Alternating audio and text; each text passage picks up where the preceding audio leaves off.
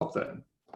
Great, so thank you very much for joining us on this webinar. COREcruitment's been doing a series of webinars since COVID-19 crisis started almost 2.5 months ago, and we've done about 35 of them now, either with groups or some with individual companies. Now today we've got a very special webinar that we're going to be recording, and we have Sarah who's going to introduce herself shortly, and this is all about looking at COVID-19 from a legal perspective, both in terms of employee and on the liability side of things. So we've got a list of some pre-questions that we're going to run over, but then if you need any other kind of like legal advice, guidance or support, then please do contact Sarah after the webinar, or contact me and I can put you in touch with Sarah after the webinar, whichever way you would like to move forward.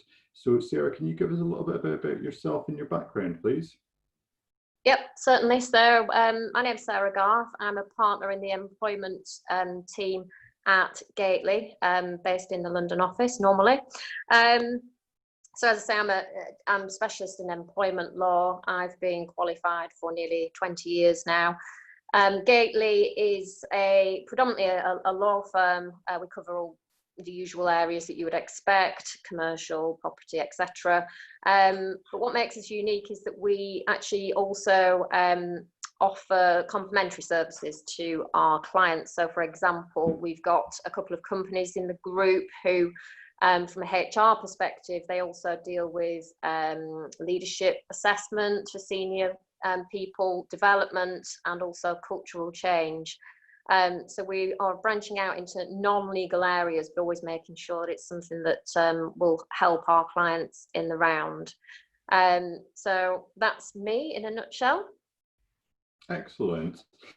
And we've got kind of a series of set questions that we're going to run over, and then I can ask you kind of like a couple of hospitality orientated things as we go through. But I do understand you've got quite a lot of clients in hospitality already, Sarah, is that right?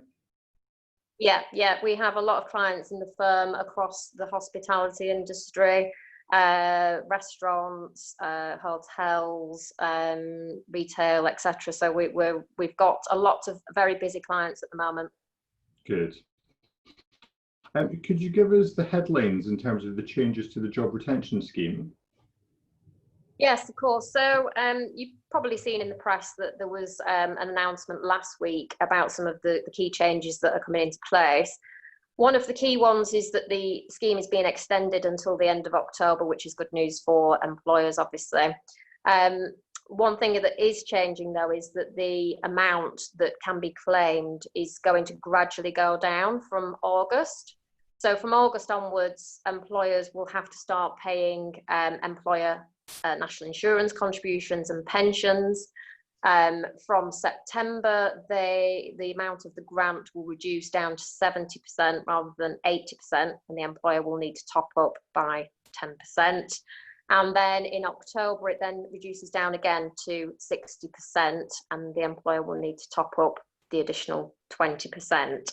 So there is going to be a tapering down in terms of the amount that can be claimed.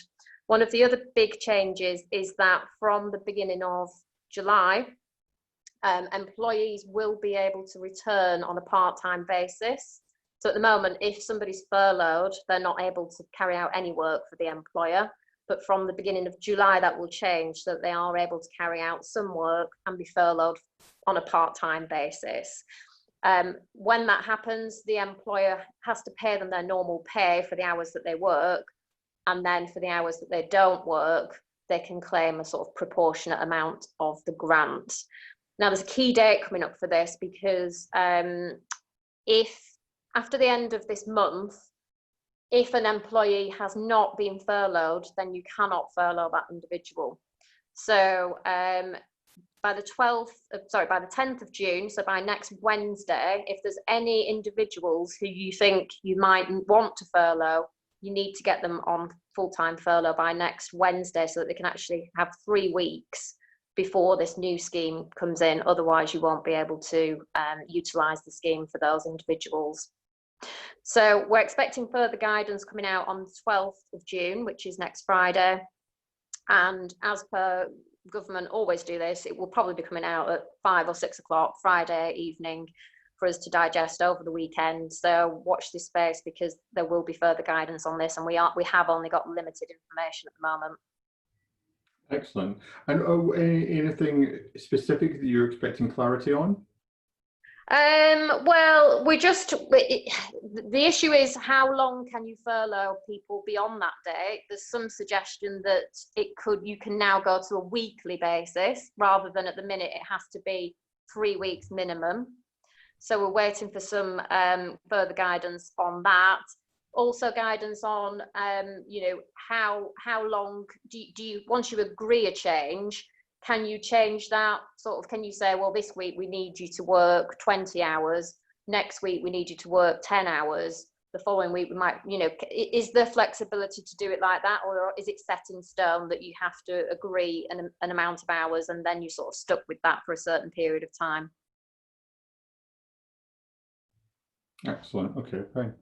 And why does the government keep on doing it on Friday nights? Do you have any ideas about that? I'm not quite sure, really. I don't know whether it's just one of those that, they obviously have their deadlines to comply with, and they probably have the end of the week as their deadline. And as with everything else, it just runs right until that time. And it's just really unfortunate for us that, it then tends to be the weekend that we spend having to digest it and get the guidance notes out on the Monday. So I don't think there's anything more sinister than that. A media backlash kind of every Friday evening, but anyway, there you go. Yeah. And if an employee did not feel safe or for whatever reason not want to return to work, are they allowed to refuse? It really depends on what the reason is, and employers really need to be careful in this situation. So if somebody's got a medical condition, a serious medical condition, that's preventing them from, obviously being able to leave the house, then in that situation, obviously, you're not going to be able to force them to do that. There are others that are in sort of vulnerable category. So you've got your sort of over 70s, pregnant, people with sort of chronic asthma. Again, they're permitted to go out into the workplace, but the employer has an additional duty to check that they can work in a safe environment, that social distancing is in place, etc. So if you've got either of those two, or you've got a pregnant lady who is basically saying that she doesn't feel safe in the environment, I would be exercising caution for definite with those individuals. What we're actually seeing most difficult situation is where individuals are saying there's no specific reason, they just don't feel safe in the workplace. So no medical condition, they're not pregnant, it's just they just don't feel safe in the workplace. And in that situation, if an individual refuses to come in, and if, say, they were treated to their detriment or even dismissed because they weren't coming into work, that individual potentially has a claim for automatic unfair dismissal because they've raised an issue. They think they're in what's called serious and imminent danger. And if there's any backlash as a result of that, they could potentially bring a claim. They don't even need to have the 2 years service to do that. So that's the biggest area of risk at the moment for most employers. This is an area of employment law that probably most employment lawyers have never had to deal with before, and it's now possibly becoming the most prominent area of employment law. So it's all about making sure that the workplace is as safe as you can make it, that you explain to the individual what steps have you taken to make it safe, so that you can show that you've done everything that's reasonable, and it's actually they that are being unreasonable. But it's one of those situations that I think there's going to be a lot of cases coming out of this, and a lot of litigation from individuals who are potentially, dismissed because they're just not coming back into work. And in terms of, there's one thing that a client had mentioned to me even this week, that they had a kind of quite a senior level kind of like employee that was talking about coming back to work, but that individual would normally come to work, lives in London, and would normally come to work on the tube. But wasn't comfortable to get on the tube, and therefore said that she wanted the employer to pay for taxis back and forth from work every day for her if she was going to come back at their expense. What advice would you give in that case? There's no obligation on an employer to be paying, for somebody's commute, basically. I think it depends on the circumstances. If you were absolute, if that person was so key to you that you were, and they couldn't carry out their job from home and you needed them in the office, you might take an exception, or, you might make an exception. But generally speaking, you wouldn't really want to be setting a precedent that you're paying, for somebody's taxes to get into work. I mean, interesting that the issue of public transport, an employer from a sort of health and safety point of view doesn't have an obligation to make sure that public transport itself is safe. It's the workplace that needs to be safe. But having said that, if an individual says, I'm not coming into work because I think my commute is unsafe, you're back into the territory again of, if you dismiss them for it, are they raising genuine health and safety concerns? So I think it's a matter of employers trying to do what they can to find a way around it, to make, to alleviate concerns, but it's certainly not, the case that they've got an obligation to start paying out for people's commuting.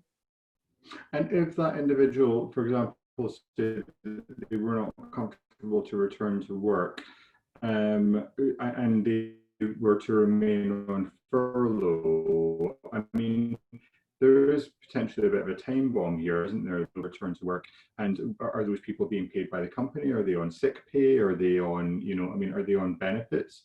How do you think we'll have to address that in November?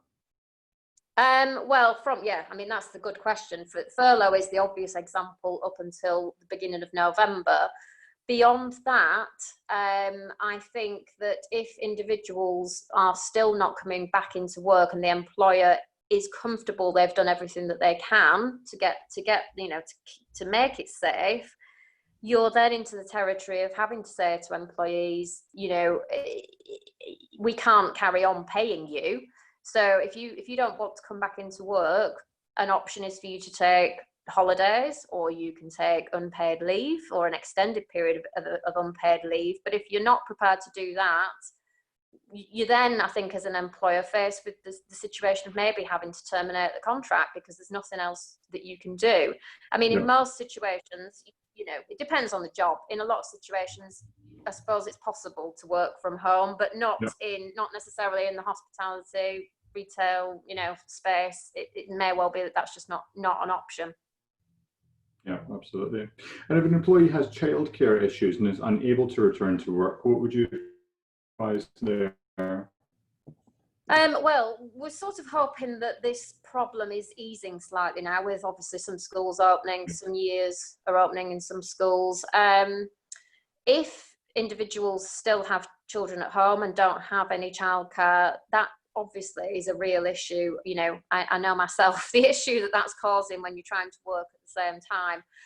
It's really a matter of employers have to be as flexible as they can with that to try and work around it. I know, people in our work are trying to do almost shift work, currently, and they're starting at 6 and they're finishing at 10 a.m. and they're starting again at 3 and they're finishing, even though they would normally work 9 to 5. So, and I know Boris has made it very clear that he is expecting employers to be very reasonable in this situation. So it's a matter of trying to work out a plan.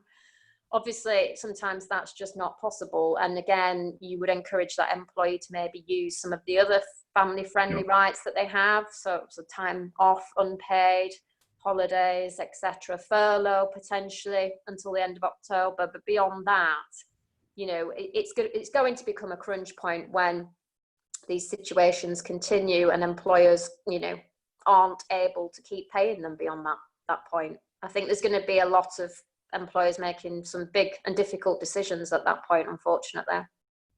Absolutely.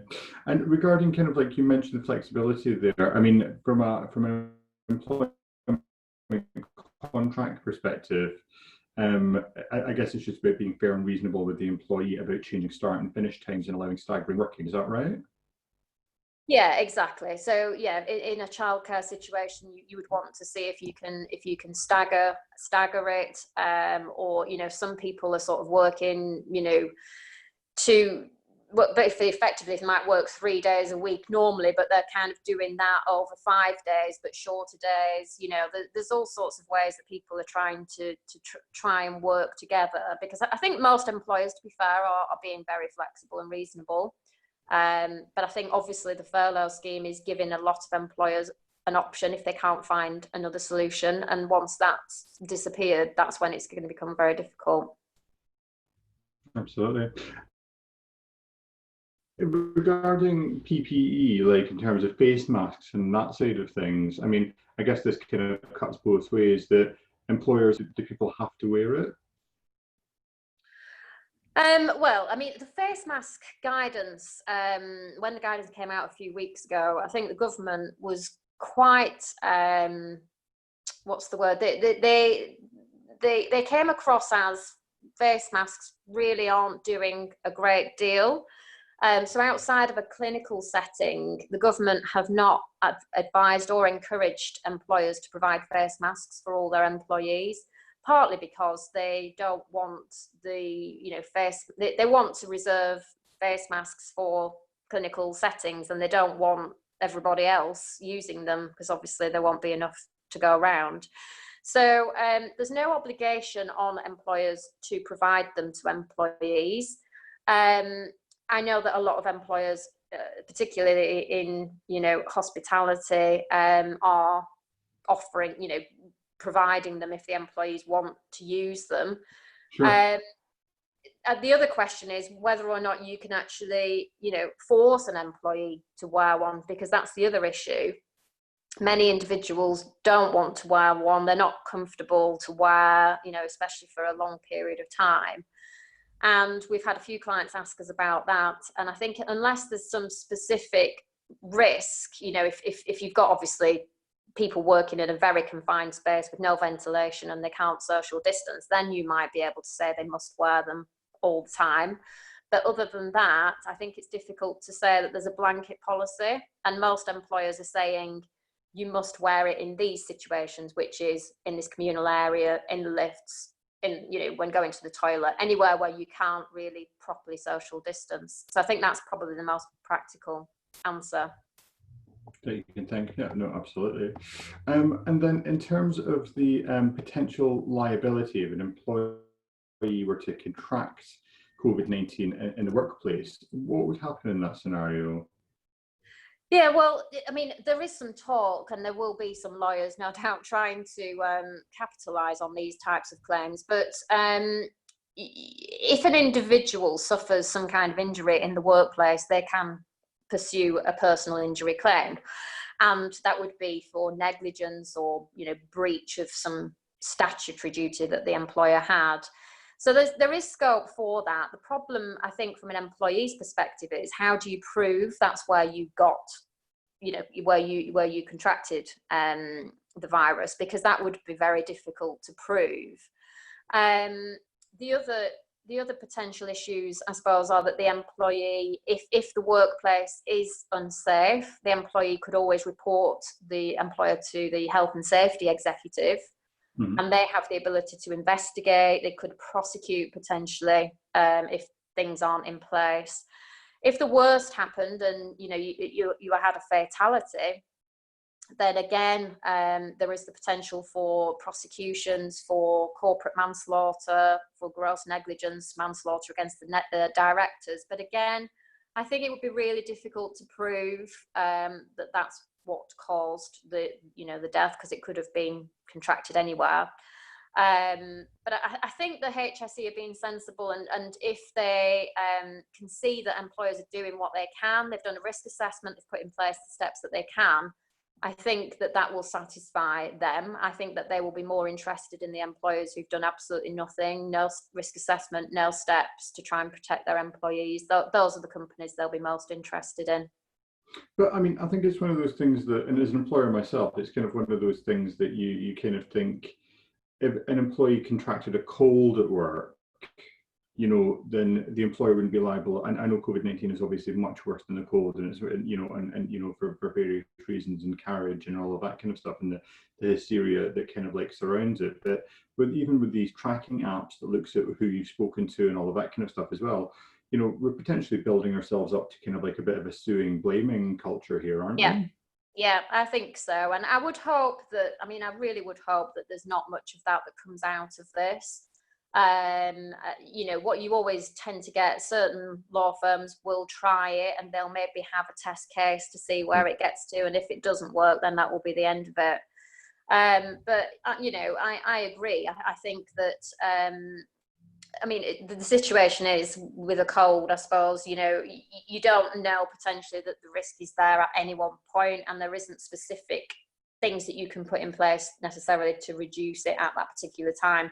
Here, employers are on notice that there is, you know, a potential risk in the workplace. They know what steps to take to try and reduce it. And that may not prevent it, but I think, you know, it's important that they do what they can in terms of cleaning regimes, hand sanitizers, etc., to make sure that they've done everything that they can. No, absolutely. It's not a question, it's just more of a comment, but it does kind of like raise a lot of kind of like stuff around hospitals, NHS workers. I mean, there was 3 individuals who I'm aware of who were cleaners for a contract cleaning company who contracted COVID-19 through working as cleaners in a hospital. And you kind of just think like, you know, I mean, that is a horrible situation, but you kind of do just think if that was to open up, you know, would everybody like would COVID-19, but also in terms of like, you know, somebody sneezing or somebody, you know, I think in a sense it would be very good because everybody would have to self manage themselves and their illnesses without kind of like have to be very responsible. But on the flip side of things, it could create a horrible culture, like, you know, for people in general. But anyway, sorry, that's that. Yeah, and I think you're right.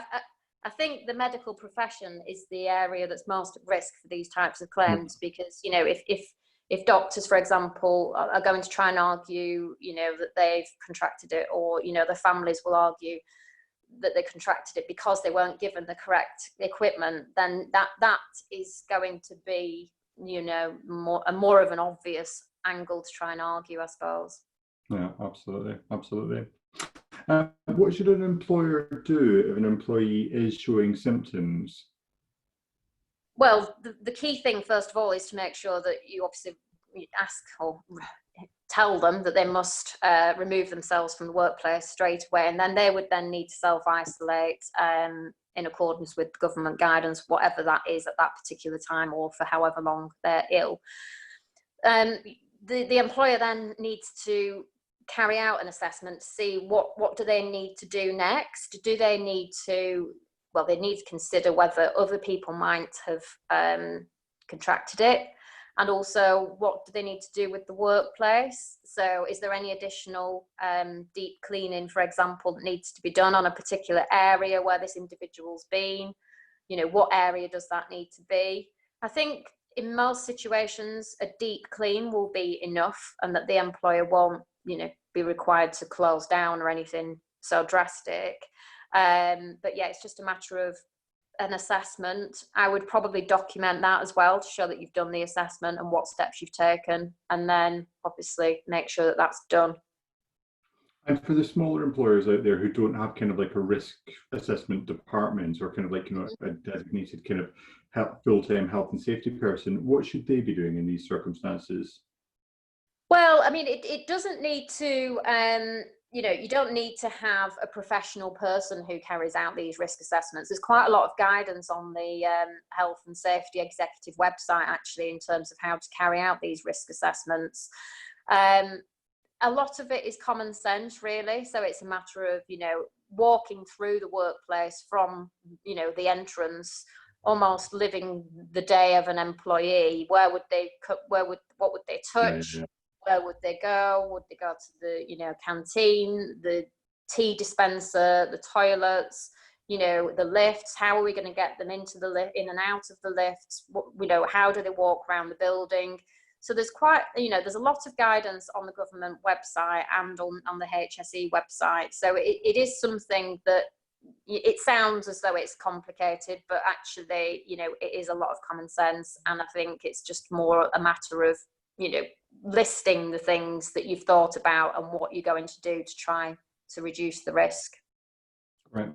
And there's a question that was obviously about, can an employer force employees to take temperature before they come to work? And this is also, I don't know if it's part of the same thing, but I'm sure you've seen the thermal cameras that kind of everyone's 5% by a percentage, in which case it's more likely that you have cold, flu, or COVID-19 symptoms. Can employers, is it broaching any civil liberties for an employer to have a camera like that? And secondly, can an employer force employees to take temperatures when they come to work? I think the camera one, as long as you tell employees that's what you've got, you know, they obviously need to be aware that it's there. Yeah. And you know, you are, again, there should be an assessment carried out. You know, why are we doing it? What are we doing with the data that we're collecting? So obviously, if that's depending on what it takes, then how long is that information being kept? Because really, if the information isn't telling you any, you know, that there's no risk, that information should be deleted straight away. So it's a matter of working out, being transparent, telling the employees about it, looking at what is the information we're keeping, do we need it? If not, we need to get rid of it. In terms of temperature testing, generally, you need someone's consent, obviously. You can't just obviously run up to somebody and shove a temperature thermometer on their head without their consent. But most employees, I would have thought, are going to consent to that. Again, it's a matter of looking at the information that we've got, making sure that we don't keep it for any, you know, unreasonable period of time. And I think, you know, if you had an individual who was saying, I'm refusing to have a temperature test, I would be interested to see what the objection is, because unless there is a good objection to that, I think it's a reasonable management instruction to ask for that to be done, because obviously you're trying to maintain the health and safety of the rest of the workforce. Absolutely. And obviously kind of like, what's the best or most effective way that you've seen of temperature checking, or the most hygienic way? Sarah? Yeah, so I mean, there's no real sort of particular way of doing it. Everybody's doing it differently. I mean, some people are actually giving it to the individual to do themselves. Oh, right, okay. You doing it, which I think is good. Obviously, a matter of cleaning it, the thermometer down thoroughly in between each test. But other than that, I don't think there's anything particularly extravagant that needs to be done with that. I do think it's a good idea to give it to them to do, obviously, because then you're maintaining social distancing as well, in terms of somebody not being too close to take it. Yeah, absolutely. And if an employee is sent home in the morning for having a temperature, like just from a statutory perspective, is that a sick day? Is that what is that? Would you kind of say? Well, I mean, if anybody is showing any of the symptoms of COVID-19, then effectively that is classed as sickness, and they are entitled to be paid statutory sick pay from day one. Yeah. And potentially company sick pay, depending on whether, you know, they give enhanced pay. But yeah, any symptoms of it now, you know, it's classed as sickness. Okay, fantastic. Sorry, just all these things that will kind of come up. I guess the other unfortunate thing, which is going to come up a lot later on this year, is going to be around redundancies. Now, can employers start a redundancy process with an employee while they're on furlough? Yeah, they can. They can start the process, they can reach their decision, they can issue notice. So, you know, and effectively then the notice period is covered by the furlough scheme. That part of the issue will be that there are technical rules around this, but ordinarily people are entitled to full pay during their notice period. So if they're not getting full pay during the furlough period, the employer may need to top that up. This is a thing that might well change on the 12th of June, because there's been quite a lot of commentary about why should you be allowed to make people redundant during the scheme, because obviously it's called a job retention scheme. So, why are you able to take advantage of that if you're not actually retaining jobs? So I think there's been a lot of commentary about that. It may well be that the position changes, but currently you are able to do that. Right. And if you could just talk us through, for those that don't know, the kind of brief summary in terms of the process for making redundancies as well. Yeah. The first thing to do is to check how many individuals may well be being made redundant, because if you've got 20 or more at one establishment, which, again, needs to be looked at in detail at the time, but may well be a restaurant or a store or whatever. So if there's 20 or more in a 90-day period, then that triggers what's called collective consultation. And that means that you need to consult with either a union, if there is one, or you need to elect representatives, and you need to consult with them for a specific period, which is 30 days if it's 20 or more. If it's 100 or more, then it's 45 days. Mm-hmm. The employer also has to submit what's called a HR1 form to the government to say that we are proposing this many redundancies. So it's really important to work out your numbers, first of all. And it's also important that that doesn't apply just to redundancy. So if you were decided to change terms and conditions, for example, and you were going to terminate contracts in order to do that, then that could trigger the same consultation obligations, even though there's not actually a redundancy, but it's still a termination of contract. In addition to that, or if you haven't got collective consultation, there's always individual consultation that should take place. If employees have got more than 2 years service and you don't follow the right process, then they could claim unfair dismissal. So that's things like who should be in the pool. Do we put all managers in the pool in this area, or is it just that particular restaurant? Once you identified who should be in the pool, you're then looking at, well, what's the selection criteria? How do we assess performance, attendance, all of that kind of thing, and making that fair and objective. And then once you've applied that, you're then looking at suitable alternatives. Are there any other jobs in the business that we could offer them? And then obviously they have a right to sort of individual consultation meetings throughout that. And even when you've got employees who've got less than 2 years service, we would always suggest that you go through that similar kind of process anyway, because there's always the potential for people to bring claims, like I mentioned, the health and safety kind of dismissal, whistleblowing claims where you don't need 2 years service. And it's always better to have some kind of procedure that you can fall back on if you do end up being sued for, whistleblowing or discrimination or something like that. Yeah, absolutely. And from a redundancy perspective, am I right in saying that you should get over 4 years, you should get a week extra for every year of service? Is that right? You get, in terms of redundancy pay? Yes. Yeah, so if you go on, the best way of doing it is basically to put redundancy calculator into Google, and all you need to put into there is their age, their length of service, and how much money they get paid, and it's subject to a cap, and basically that works it out for you.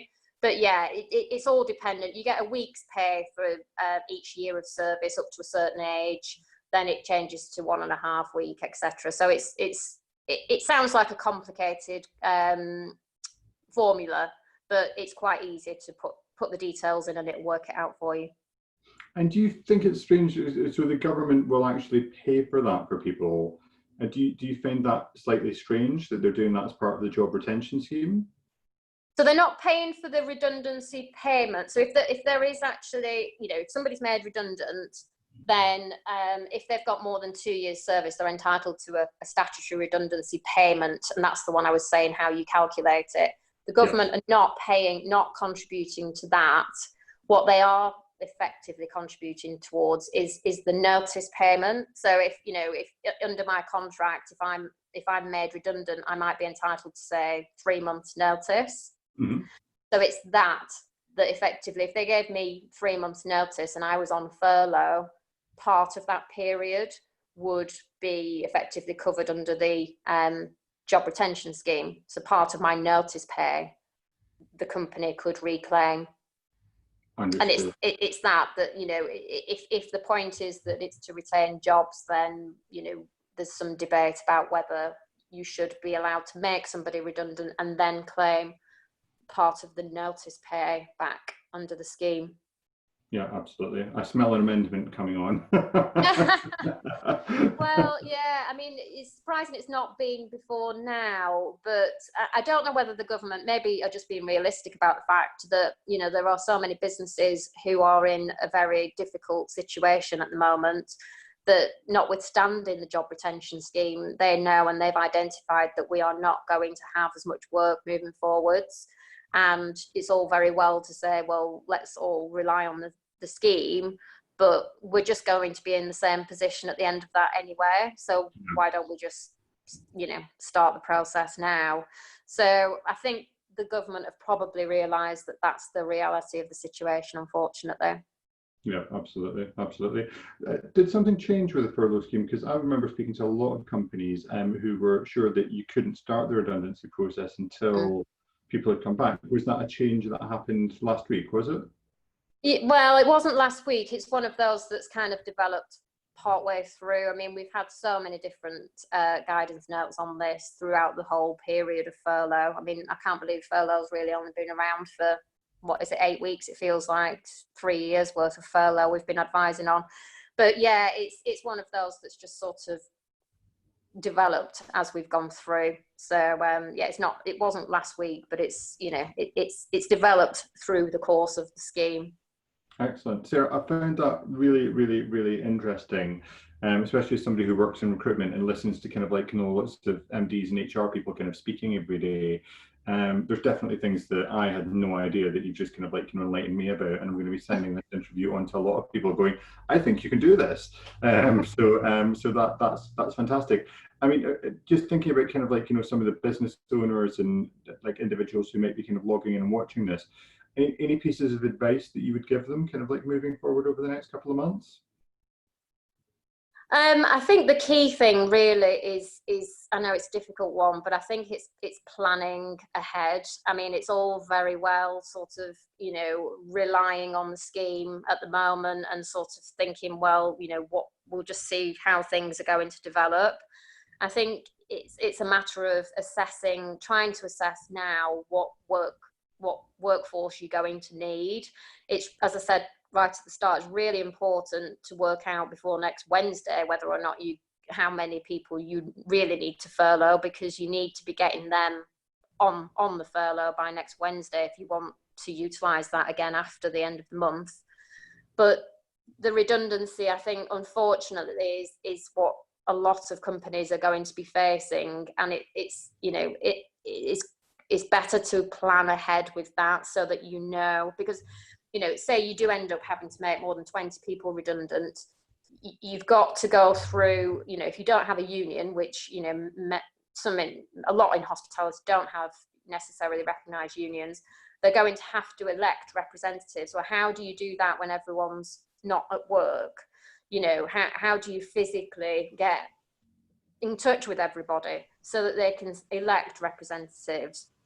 So it's really good to, even if you don't actually need to utilise it at the end, if you don't have a union or you don't have elected representatives in place, good to start that process so that you actually, you know, otherwise that's another 2 or 3 or 4 weeks of paying salaries when you're trying to get that process. I think it's just a matter of planning, trying to plan ahead. I know it's very difficult and easier said than done in this current climate. Yeah, absolutely, absolutely. And if anyone watching this webinar would like to get in touch with you afterwards, Sarah, what's the best route? Best route is email. So my email address is Sarah with a H .Garth, which is GARTH at gateleylegal.com, and Gateley is GATELEY legal.com. Perfect. And we'll put your name and obviously company name up with this webinar as well when we're putting it out there as well. But guys, Sarah was actually recommended to me by a very trusted HR contact as well. So if you want to get in touch with her, about any of your needs, then please do get in touch, and we'll take things from there. So next week we've got a host of other webinars that we're going to be doing, including brands. We've got a really good leisure one that we're going to be doing, which is going to be covering our UK and US markets. And we've also got another food service one that we're going to be doing next week as well, which we've got 900 people that have signed up for already, which is great. So I'll see you on the next webinar, and thank you very much, Sarah. Thank you.